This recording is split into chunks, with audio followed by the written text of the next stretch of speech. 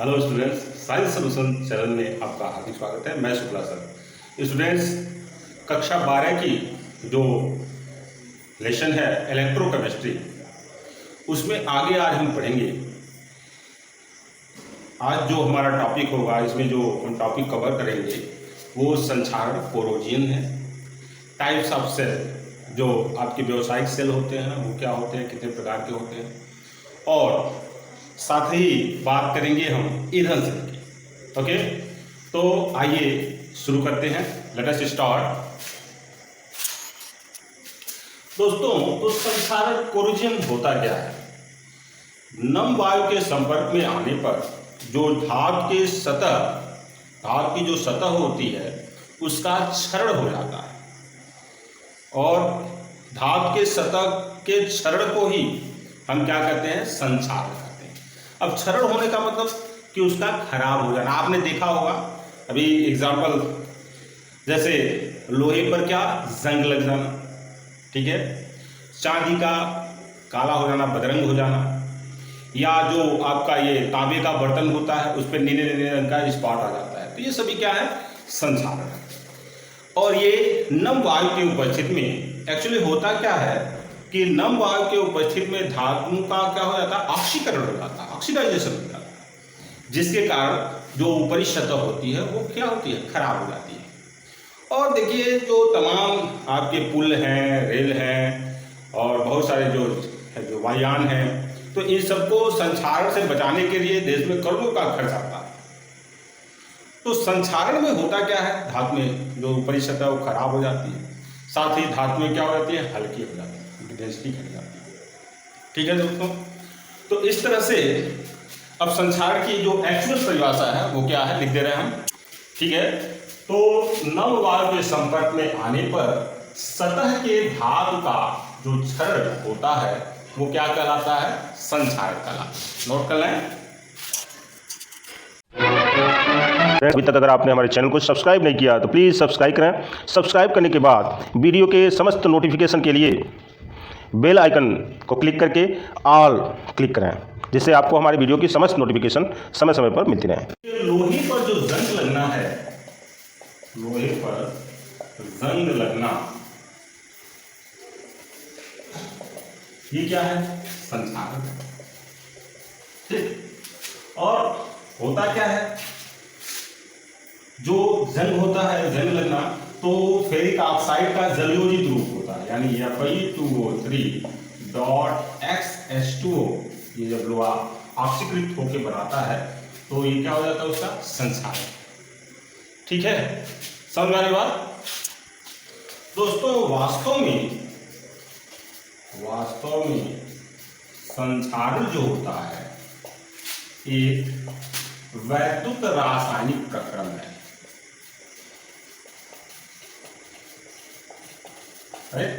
जिसमें धातु ऑक्सीजन को इलेक्ट्रॉन देकर क्या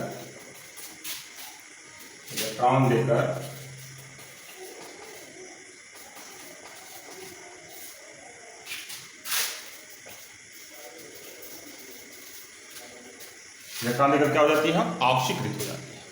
राइट, तो जो संक्षारण है corrosion, really in fact corrosion is a electrochemical process. Okay, यह एक विद्युत रासायनिक प्रक्रम है जिसमें धातु ऑक्सीजन को इलेक्ट्रॉन देकर क्या हो जाती है? ऑक्सीकृत हो जाती है। Okay, right now we will study about commercial cell, व्यावसायिक बैटरियां।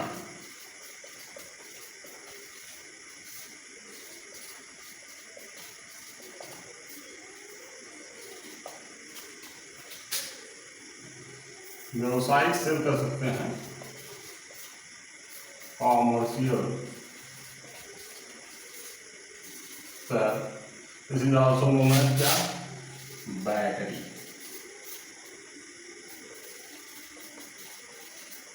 ओके, तो बैटरी क्या होती है? तो वास्तव में जो बैटरी होती है, जो सेल होती है, वो क्या है? रेडॉक्स अभिक्रिया द्वारा रासायनिक ऊर्जा को विद्युत ऊर्जा में क्या करती है, कन्वर्ट करती है। ठीक है, तो ये गैल्वेनिक सेल ही हैं जो रासायनिक ऊर्जा को वैद्युत ऊर्जा में रेडॉक्स अभिक्रिया द्वारा क्या करती हैं, कन्वर्ट करती हैं। ओके,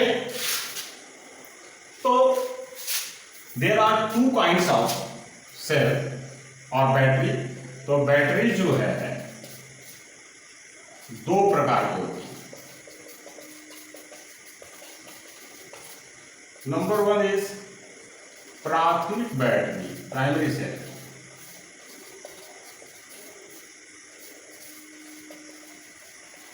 प्राइमरी बैटरी क्या होती है? तो प्राइमरी बैटरी जो होती है, जो प्राथमिक बैटरी होती है, वो उस बैटरी को, उस सेल को हम कहते हैं कि जिसके निरावेशन के पश्चात उसे पुनः आवेशित, चार्ज नहीं किया जा सकता। तो वे बैटरियां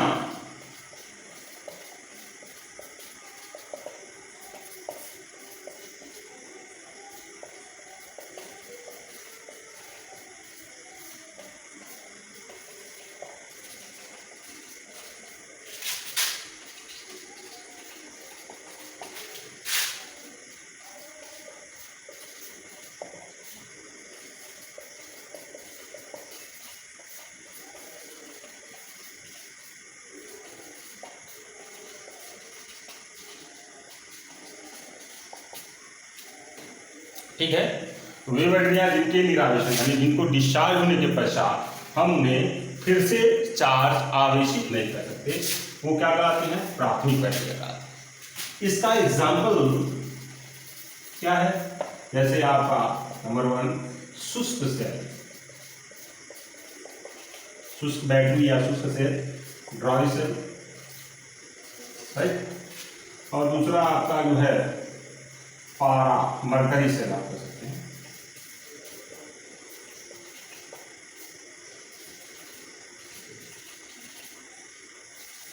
ओके, समझ में आ गई बात। अब थोड़ा सा हम आपको ड्राई सेल के बारे में बताते रहे। ड्राई सेल क्या, हाँ, इसको नोट करना चाहते हैं तो नोट कर लीजिए, स्क्रीनशॉट ले लीजिए। चलिए, तो ड्राई सेल जैसा कि आपको फिगर में दिख रहा है, शुष्क सेल होता क्या है? इस सेल में जिंक का एक पात्र होता है जो एनोड का कार्य करता है। ठीक है, और जो ग्रेफाइट की छड़ होती है वो चारों ओर से चूड़ित मैंगनीज डाइऑक्साइड तथा कार्बन के मिश्रण से घिरी रहती है, और यह किसका काम करती है? कैथोड का काम करती है। ओके, और इलेक्ट्रोडों के बीच का जो स्थान होता है वो अमोनियम क्लोराइड NH4Cl एवं जिंक क्लोराइड के नम पेस्ट से क्या होता है? भरा होता है, राइट। और जो शुष्क सेल में जो अभिक्रिया होती है, सेल अभिक्रिया, वो एनोड पर क्या होता है? जिंक इलेक्ट्रॉन त्यागता है, यानी क्या हो रहा? ऑक्सीकरण होता है, ऑक्सीकरण। गैल्वेनिक सेल में एनोड पर क्या होता है? ऑक्सीकरण। मैंने आपको लास्ट वीडियो में बताया था, उसको आप नहीं पढ़े हैं तो पढ़ लीजिएगा, डिस्क्रिप्शन में मैंने लिंक दे रखा है सारे वीडियो का। और कैथोड पे क्या होता है? अपचयन होता है। अब कैथोड देखिए, यहाँ जो है ऑक्सीकरण अपचयन आपने पढ़ा होगा, तो यहाँ Mn की ऑक्सीकरण ऑक्सीडेशन नंबर क्या है?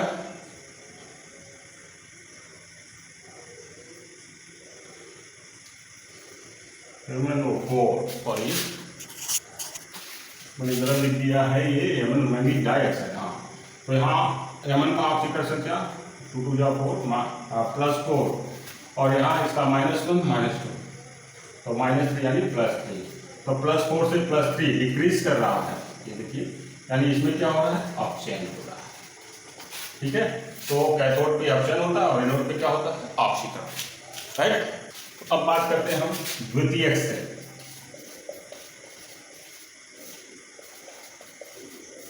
यानी सेकेंडरी सेल। तो ये क्या होते हैं भाई? तो वे सेल या वे बैटरियां जिनके निरावेशन के पश्चात उन्हें फिर से क्या किया जा सकता है? आवेशित किया जा सकता है, चार्ज किया जा सकता है। जैसे आप घरों में जो इन्वर्टर की बैटरी है, कार की बैटरी है, ये सभी क्या है? सेकेंडरी सेल के एग्जाम्पल। ठीक है, तो ये डिफिनेशन है कि वे सेल जिनके इनोवेशन के पश्चात उन्हें पुनः क्या किया जा सकता है, आवेशित किया जा सकता है, ये द्वितीयक सेल या सेकेंडरी सेल कहलाते हैं। इसका एग्जाम्पल जैसे सीसा संचायक से, निकल कैडमियम से आदि।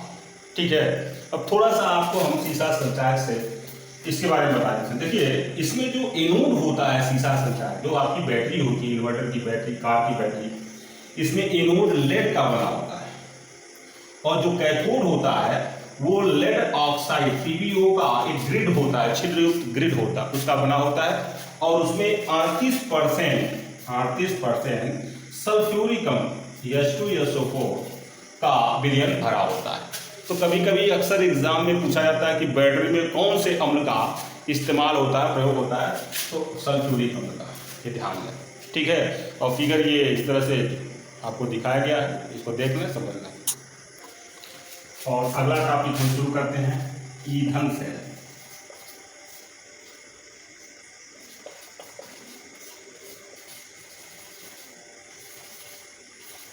ठीक है, ये फिगर देख लीजिए, ये ईंधन सेल है। ये क्या होता है, तो ईंधन सेल ऐसे गैल्वेनिक सेल जिनमें हाइड्रोजन, मीथेन एवं मेथेनॉल जैसे ईंधनों की दहन ऊर्जा को सीधे ही वैद्युत ऊर्जा में परिवर्तित किया जाता है, ईंधन सेल कहलाते हैं। इन सेलों में ईंधन को जो है सेल के अंदर नहीं रखा जाता, बल्कि बाह्य स्रोतों की सहायता से सेल को ईंधन की सतत आपूर्ति जो है, मतलब कंटिन्यू बाहर से इसकी आपूर्ति कराई जाती है, और इसलिए ये लॉन्ग टाइम तक चलते रहते हैं। ठीक है, और इन सेलों में धात्विक उत्प्रेरक प्लेटिनम, सिल्वर या धातु ऑक्साइड में पूरे छिद्रित कार्बन के इलेक्ट्रॉनों का प्रयोग किया जाता है। तो सबसे बेटर एग्जाम्पल आपको जो ईंधन सेल का है वो हाइड्रोजन ऑक्सीजन ईंधन सेल है। इस सेल में ईंधन तथा ऑक्सीकारक सीधे क्रिया नहीं करते, इन्हें सरंध्र कॉपर इलेक्ट्रोडों द्वारा अलग किए गए 3 अलग अलग कक्षों में प्रवाहित किया जाता है। ठीक है, तो ये ईंधन सेल है, आप ध्यान से इसको देख सकते हैं। और ध्यान दें कि जो ये हाइड्रोजन ऑक्सीजन ईंधन सेल है, इस सेल को अपोलो और जेमिनी अंतरिक्ष कार्यक्रम में वैद्युत ऊर्जा प्रदान करने के लिए प्रयोग में लाया गया था। ठीक है, तो ये आपका ईंधन सेल है। अब what are advantage of fuel cell? तो देखिए, फ्यूल सेल के जो लाभ हैं वो क्या है, तो पहला है कि ये सेल क्या होते हैं, प्रदूषण मुक्त होते हैं, पॉल्यूशन फ्री होते हैं, जो आज के ज़माने में सबसे अधिक ज़रूरी है। ठीक है, दूसरा क्या है, इसमें गैसों की लगातार आपूर्ति, जैसे बताया गया कि इसमें बाहर से आपको सप्लाई देनी होती है, अंदर कुछ नहीं होता। ठीक है ना, तो बाहर से आप सप्लाई बनाए रखते हैं, जिसके कारण ये कभी डेड नहीं होते, कभी मृत नहीं होते, खराब नहीं होते। और इनकी जो दक्षता होती है, जो काम करने की क्षमता होती है, वो अन्य सेलों की, जो आपके अन्य सेल बताए गए, उनकी अपेक्षा काफ़ी अधिक होती है, लगभग 70% मान सकते हैं। और ये जो है 70 से 140 डिग्री सेल्सियस ताप पर काम करते हैं। ओके, अब भाई कुछ अगर एडवांटेज है तो डिसएडवांटेज साथ में होता है हर चीज़ के, और दुनिया में कोई चीज़ परफेक्ट नहीं, तो इसके साथ भी डिसएडवांटेज जुड़े होते हैं। तो पहला डिसएडवांटेज मतलब जो हानि है, इसमें नुकसान क्या है, तो सबसे बड़ा ये दिक्कत है कि इसमें विद्युत अपघट्यों का प्रयोग होने के कारण इसमें जंग लग जाते हैं, जंग लगने की संभावना होती है।